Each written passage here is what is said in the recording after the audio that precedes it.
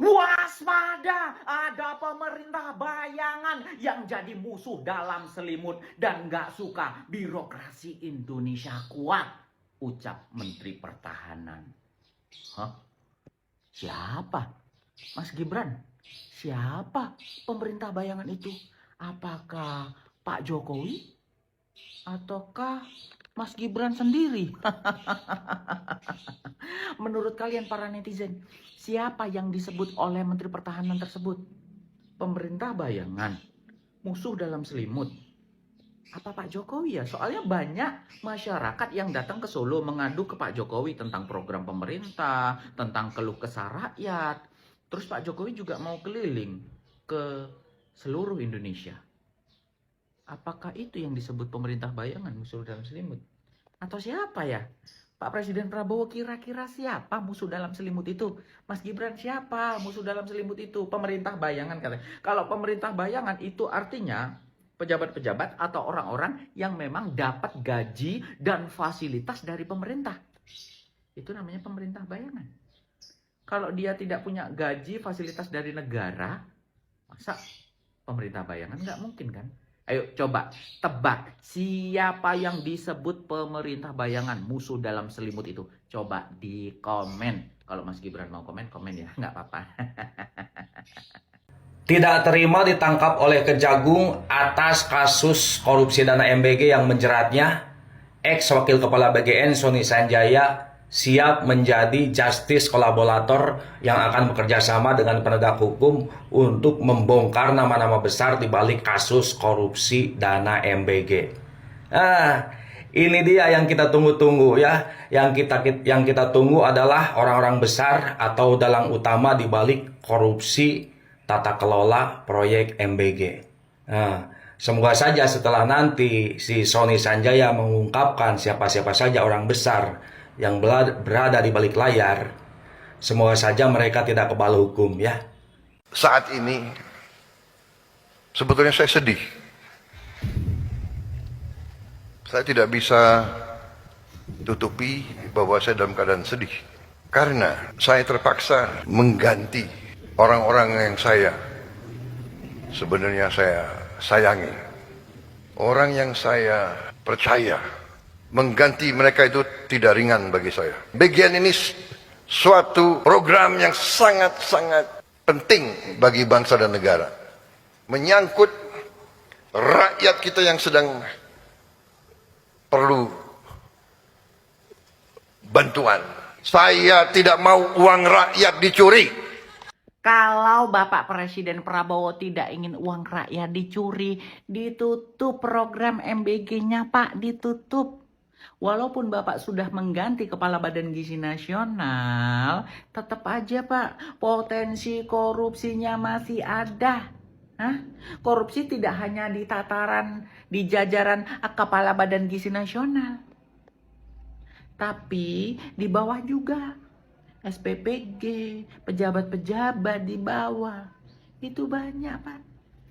MBG itu banyak potensi korupsinya loh Pak.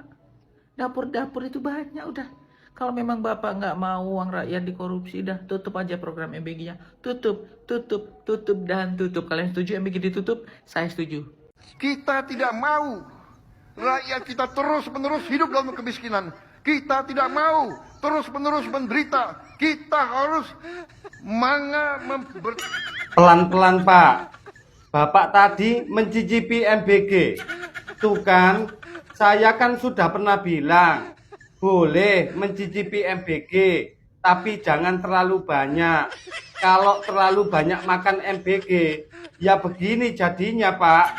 Oke, kita ulang lagi pidatonya ya Pak. Tapi tolong jenengan selaraskan, seimbangkan dengan pikiran, hati, dan ucapan. Oke, sekarang silakan Bapak coba lagi. Kita tidak mau terus-menerus menderita. Kita harus Tuh kan Pak, barusan saya bilang apa? Pelan-pelan. Saya contohkan ya. Kita tidak mau terus-menerus menderita. Kita harus mau berjuang. Ayo Pak, coba lagi. Kita harus Tuh kan Pak, gagal lagi. Mungkin Bapak belum minum kopi. Ya udah, sekarang Bapak minum kopi dulu. Kopi itu senjata rahasia saya. Kalau saya minum kopi, saya jadi pinter. Ya udah Pak, monggo minum kopi dulu. Sebelum kesini saya minum kopi dulu, biar semangat. Ini Nah, Bapak sudah minum kopi kan? Sekarang monggo lanjut pidatonya Pak. kita harus memperjuangkan. Nah, sudah benar Pak. Diulang lagi Pak pidatonya. Kita harus memperjuangkan supaya mereka hidup.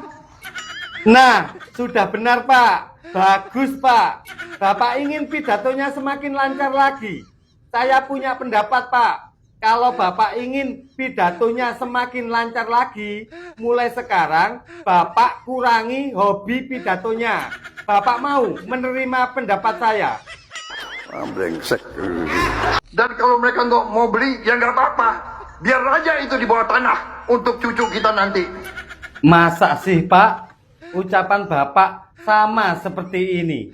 Freeport itu bukan milik Amerika lagi, sudah milik Indonesia, milik negara kita. Jadi jangan punya ada bayangan di sini Freeport itu Amerika, sudah Indonesia. Permisi Pak Jokowi, saya mau tanya. Semua pembangunan di negara ini seperti jalan tol, kereta cepat WUS, IKN, dan lain-lain, semua dibangun dari hutang. Dan hutang itu dibayar dari pajak rakyat. Lantas hasil sumber daya alam seperti tambang emas, tambang tembaga, tambang nikel, dan lain-lain, hasilnya semua itu lari kemana Pak? Ya nggak tahu, tanya yang mau tanya saya. Kok nggak tahu Pak? Jenengan kan pernah jadi presiden. Kenapa nggak tahu? Saya manusia biasa, makan nasi. Baik Pak, terima kasih. Mohon Pak Jokowi lihat dan Pak Prabowo juga mohon lihat sumber daya alam kita dijual oleh siapa dan dikuasai oleh siapa. Itu Pak. Pengembangan critical mineral, perpanjangan daripada Freeport McMoran dari 2041 sampai 2061. Sudah ditandatangani kesepakatan MOU antara Freeport dan juga pemerintah Indonesia sehingga pihak Freeport bisa meningkatkan investasinya kurang lebih dalam 20 tahun ke depan, nilainya itu 20 miliar dolar, dan ini juga akan memberikan dampak yang positif baik dari segi penerimaan pajak dan yang lain-lainnya. Secara kebetulan puncak produksi Freeport itu puncak-puncaknya 2035. Kita tahu bahwa konsentrat Freeport sekarang memproduksi 1 tahun pada saat belum terjadi musibah itu mencapai 3,2 juta ton biji konsentrat daripada tembaga yang menghasilkan kurang lebih sekitar 900.000 lebih tembaga dan kurang lebih sekitar 50 sampai 60 ton emas. Nah, itu tadi Pak, faktanya sumber daya alam negara Indonesia dijual oleh siapa dan dikuasai oleh siapa. Padahal semua pembangunan negara Indonesia ini seperti jalan tol, IKN, kereta cepat WUS, dan sebagainya itu dibangun dari hutang. Dan hutang itu dibayar dari pajak rakyat. Lantas sumber daya alam seperti tambang emas, tambang tembaga, nikel, dan sebagainya itu hasilnya lari kemana Pak? Dan kenapa negara Indonesia rakyatnya termiskin kedua dari negara Zimbabwe? Jadi sarana memperkaya oknum-oknum. Baik Pak, permisi saya mau tanya. Jika ada seorang pemimpin sudah mengetahui bahwa hasil sumber daya alam itu tadi tidak lari ke rakyat, dan jika ada seorang pemimpin sudah berjanji akan mengejar koruptor-koruptor sampai ke kutub Antartika, tapi kenyataannya tidak dikejar, pemimpin seperti itu menurut Bapak seperti apa ya Pak? Terlalu banyak omon, pinter ngomong.